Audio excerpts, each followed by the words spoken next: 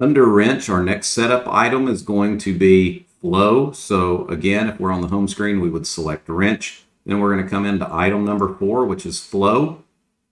First menu that we come to is flow meter setup. You're going to select your meter type. That's always going to be correction. Meter 1 is your product flow meter. So this is the flow meter that's going to be metering the flow that's coming out of the boom. We set that to correction. You can put a minimum threshold in here. In this situation right here, it says if the flow coming through that flow meter is less than 11 liters per minute, we're going to assume that the flow meter isn't very accurate at that stage, and we're going to go to a calculated flow. You have a meter calibration, so you need to go look at your flow meter tag, and you need to enter in the calibration number off of that tag in pulses per 10 liters. And this meter 1 error limit we saw on the home screen under the rate setup, it had a flow meter error in it.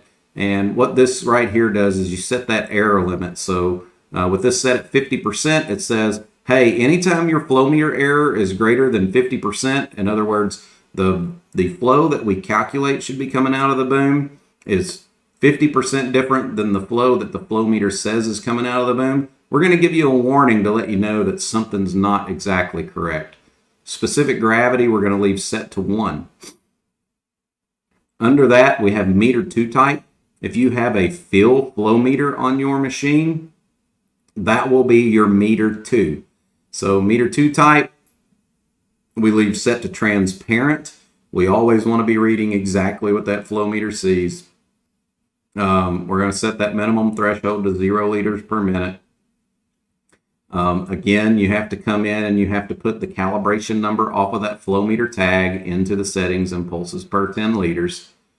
You have an error limit on that flow meter as well, a specific gravity, which we're going to leave at 0 and 1 because that's the fill flow meter. Line 11, always leave to 0. Preset rate average is always going to be average. Your flow meter sense resistor, if you're running a typical flow meter or Raven flow meter, needs to be set to a pull-up resistor. This helps clean up the signal output on the flow meter so that we get a much better reading, and you don't have a tank sensor calibration to worry about. So once we've done all that, our flow meter setup is done. Now we have control tuning that we can look at. So in control tuning, this is for the flow control. So you have 2 different controls that you have to program. The last one we did was pressure, where we look at, okay, how's the pump and pressure control doing, and is it sluggish or overreacting? We do that in pressure setup. This has to deal with, once we have our pressure stable and tuned, we go in and we say, okay, how's our target rate controlling? Is it staying locked on target rate? Is it quick to get to a new target or to stay on target when the speed adjusts? So this controls the speed at which your nozzle duty cycle reacts to changes in flow. And again, this is just like our pressure settings. There's typically no need to adjust any of these parameters. But if we do, we're going to leave PI and D alone, and we're going to come in here to the system gain number. And if we want our rate control to be more aggressive or our nozzle duty cycle to go faster to target rate, we're going to increase this system gain. If we want it to go slower, we're going to decrease this system gain. Again, there's an option down here, just like the pressure control tuning, to put in a deadband number. And this nozzle PWM cycle time we leave to 4. That doesn't have an impact on a PWM 12-volt machine.